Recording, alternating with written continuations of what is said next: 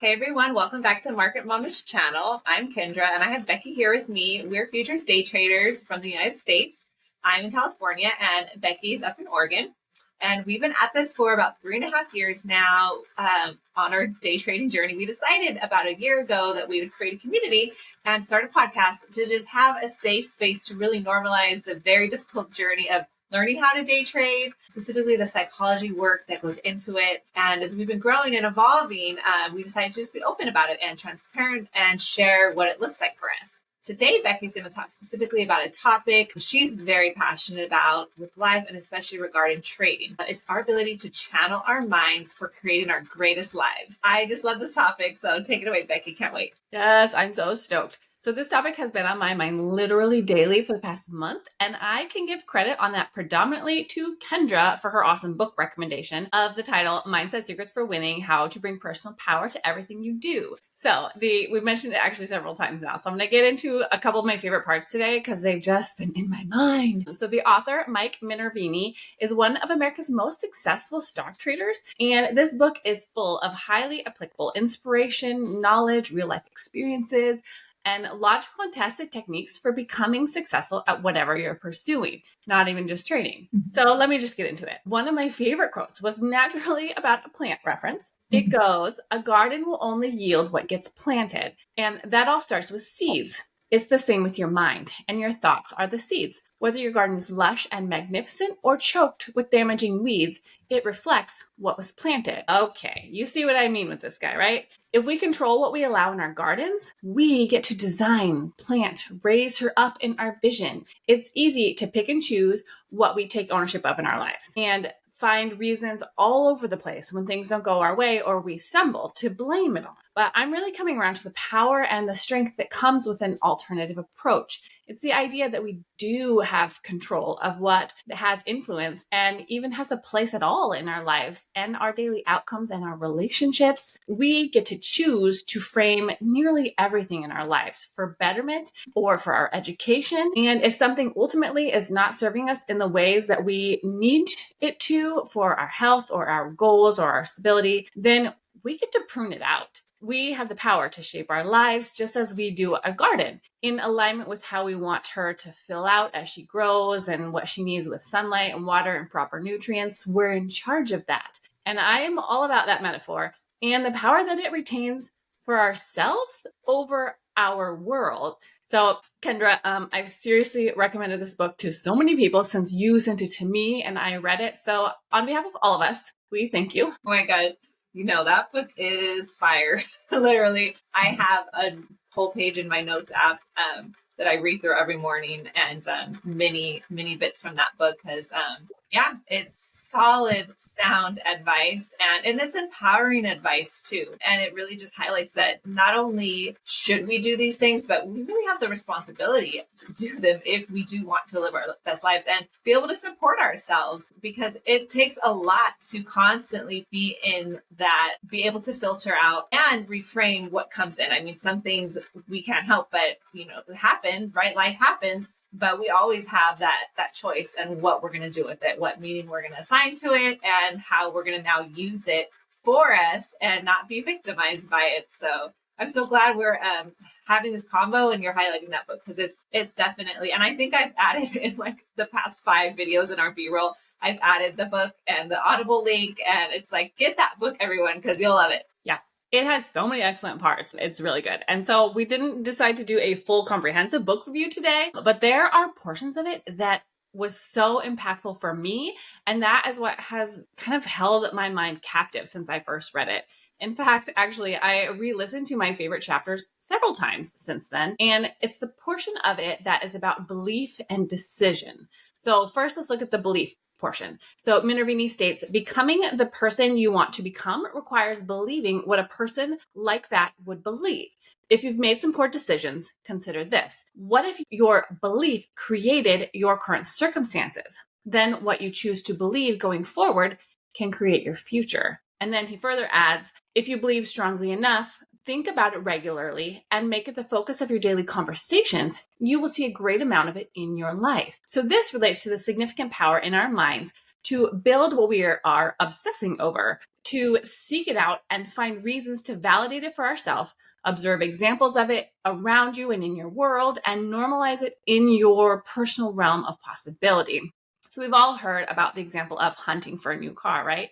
Deciding what you want and then searching for the best deal to buy said vehicle. Then, as if by magic, you start seeing that make and model everywhere. Your mind becomes tasked with the mission you keep wondering about and then produces it in your actual life. So then I love the idea of harnessing this power in our minds for our greatest goals. And that mind focus that I am directing will then put me in circumstances that get me closer to those aims. And this can manifest in so many cool ways. We can meet instrumental people for our growth in education. We can be tested in our work to gain opportunities to advance our skills. We can be assigned projects that test and challenge our status quo and direct necessary growth that we need. We can deepen friendships with critical people that are meant to collaborate with us on certain things. We don't have to necessarily believe specifically how it will all happen, but believing in the direction and our worthiness of achieving it all will get us on the path to encountering what is needed to get us there ultimately.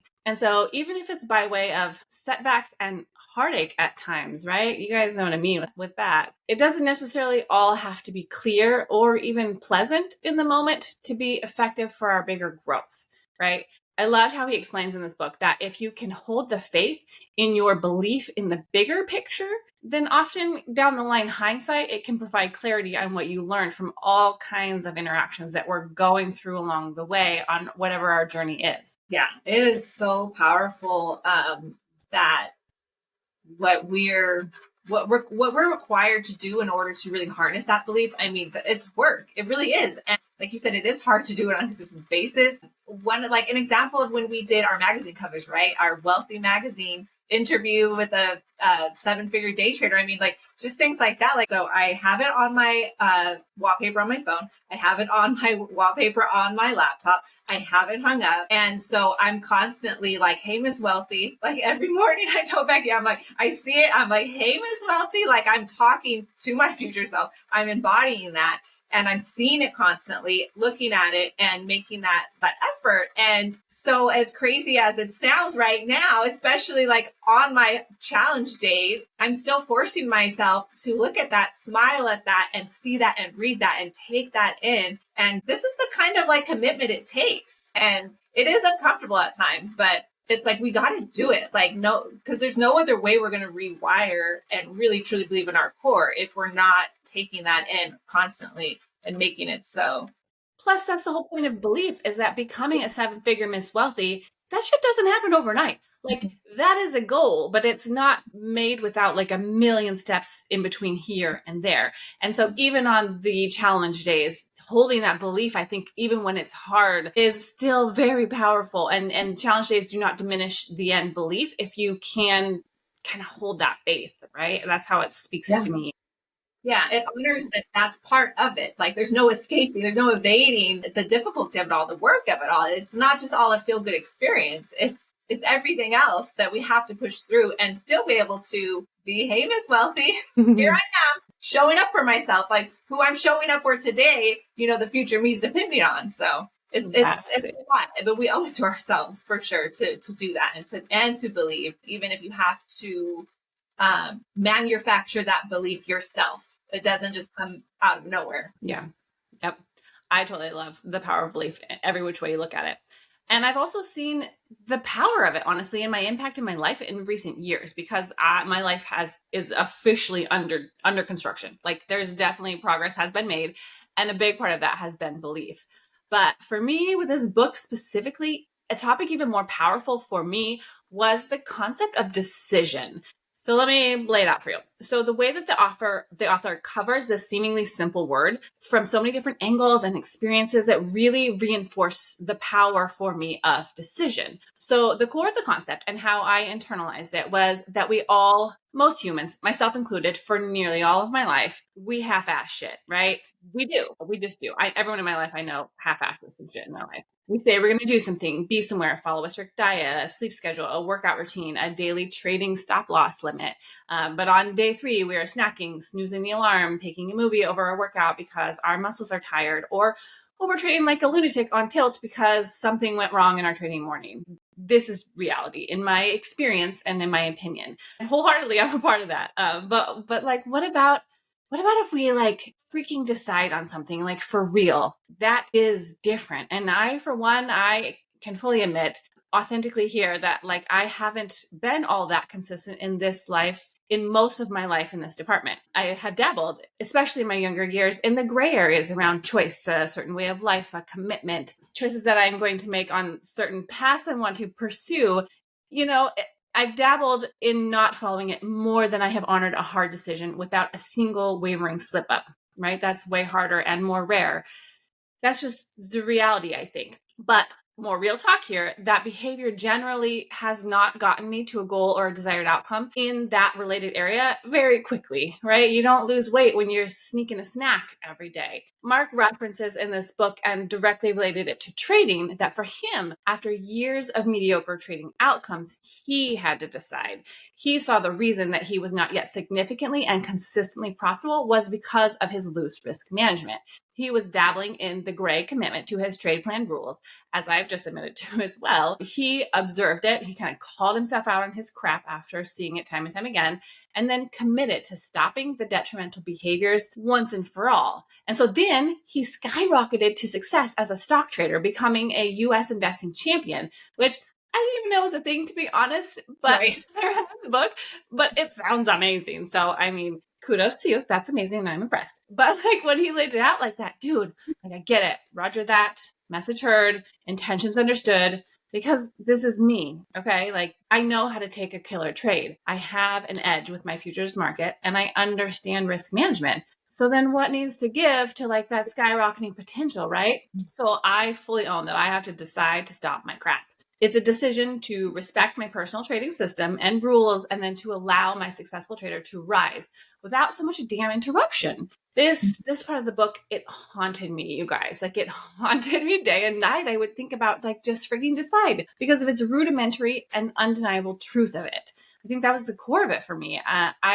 So now, like, since I've been like stuck on this, like I've really been working diligently with multiple changes within my personal day to bring about the outcomes that go with that, like, decision. And so far, it's been really positive for me to really internalize this. Yeah, that was some real talk. And I love the examples that you brought up because it is very much like one of those situations, how you do one thing is how you do everything. And it makes me think of the concept of consistency trumps intensity. And I think that is so like obvious and true when it comes to like training, right? When it comes to like fitness, there's so many people who do like a 6-week challenge or like a 30-day cleanse, or they go really hard and then they just fall off. And so it's like, you don't see people who have reached a level of like excellence who haven't just been so consistent with the effort. And it wasn't just all in at once, right? And I think it's hard, like, and I'm with you there in the gray area with trading too. And I think that that's been a challenge too, because a lot of times we choose that intensity over that consistency, right? And I think it's just another area of growth. We're at a good place because we're realizing that and we're understanding what we do need to change and how important these decisions are. And I think it's just another evolution that we're bound to work through and understand and get on the other side of.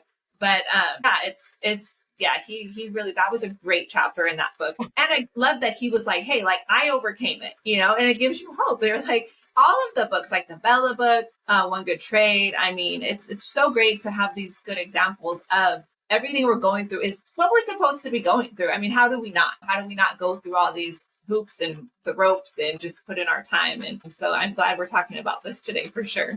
Right. Like, let's just normalize the fact that very successful people in the field that we are working towards have been where we are and are working through this. Like, riding the gray area didn't freaking work for like my biggest goal. So let's just say that this gray area is some bullshit that I have to manage so that I can get past it. And I think that harsh reality is just reality. And so like the sooner we can kind of come on board with that, the faster I think we can push through it. Like it's good. Sure. Okay. So after the concept of decision haunted me into sobering up a little bit even more, and then on a deeper level, I felt like I really needed to get to work even harder. Like it really put some propellant in me. And so to further aid me, among many tips, Minervini also specifically advised, change begins with mentally rehearsing a new way of being, replacing your limiting beliefs with new empowering beliefs. So this was speaking my language. I have learned how to visualize. My mentor, Jermaine, has provided resources and direct coaching to me on this, as have several key friends, actually. As like my girl, Waji, side note, Waji, I'm talking to you.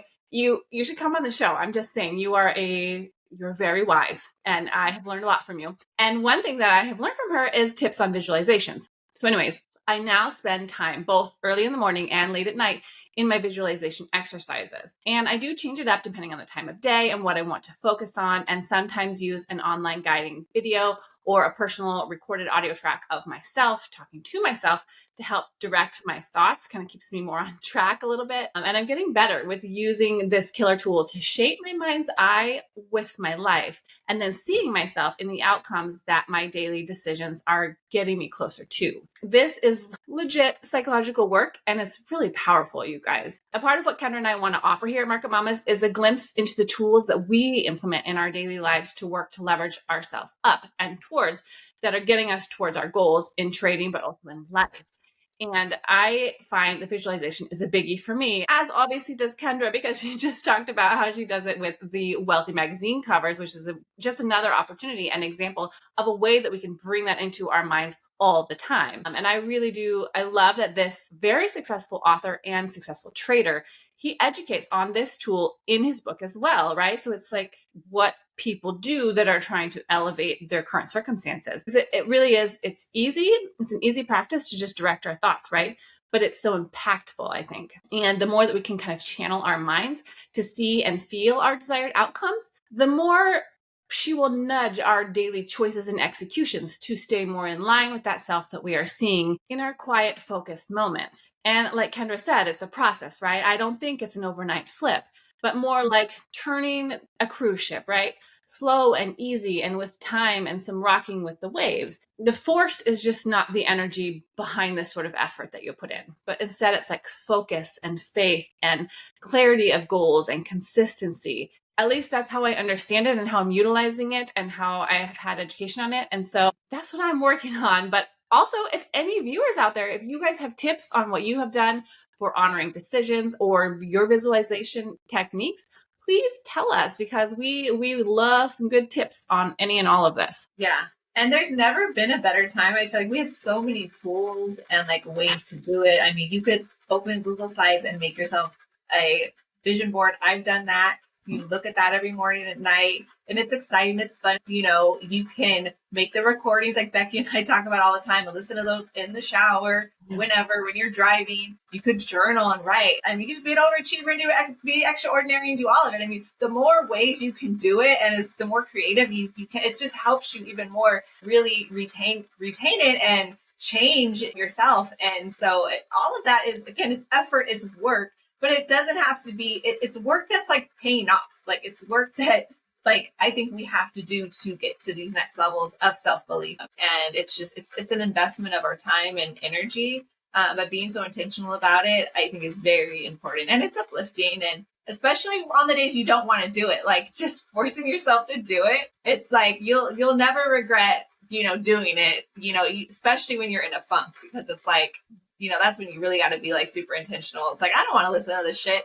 I need to listen to this shit because I'm in a shitty mood. Yes. The inspiration that can come out of it and be like, oh yeah, okay, so when I'm in my normal healthy headspace and these are my goals, this is what she looks like dial it in, mama. It reminds you, yeah, like I've had days where I've been like just super down, and I'm like, okay, I need to listen to myself when I was at my best, when I was the person I needed to be, and remind myself I'm still that woman. I'm just having a bad day. Yes, girl. Yes. Okay, so in trading, we love when our setup has many confluences to support it, right? When much of our chart data is in agreement with our trade plan. is the best situation. And then we can often take a trade with less fear and potentially more leverage. It makes it a setup that we are so happy to capitalize on, right? And so these are what our dreams are made of, our trading dreams. Well, this concept, it holds true for many things in life if you think about it. When more people or factors that you understand and respect are in agreement with applicable advice, then it is likely something that you should listen to. And so listening to this other quote from Mindset Secrets for Winning Now, it is, if you want to shape your destiny, you must first dictate your life's narrative. By assuming control of how you think and communicate, you are rewriting your personal truth and rewiring your brain. Does that sound familiar? That is neuroplasticity. It's the human ability to create the new you. And we have mentioned before how we love Dr. Joe Dispenza. Well, he studies and teaches this exact phenomena, and there is absolutely science behind it. And then my mentors, Jermaine and Amy, they both speak to, personally practice, and coach on neuroplasticity. You see all my personal confluences here, right? And so this fall, here I read this book and I'm obsessed with it. And he literally advises in the book about neuroplasticity and frames it around trading and his experience. So then I obviously need to level up my own ability and work to dictate my life's narrative fully and completely. Like there's so much speaking to me on this. And so like as an example for you all, I have really put forth energy there to listen to people smarter, wiser than me. And I'm bringing this into my life. And so one of said audio recordings that Kendra mentioned, I hand wrote it out and then I recorded it for myself and I listened to it in the shower and when I go to bed and like in moments, like it's literally 3 minutes long because I recorded it 3 times through. And I put it to some badass music and that's how long my toothbrush runs for, right? So every time I brush my teeth, it's 3 minutes of this track. And a good part of it is, here's what I say. So it goes, I am a highly skilled and consistently profitable day trader. I trust my own decision making. I am not extreme.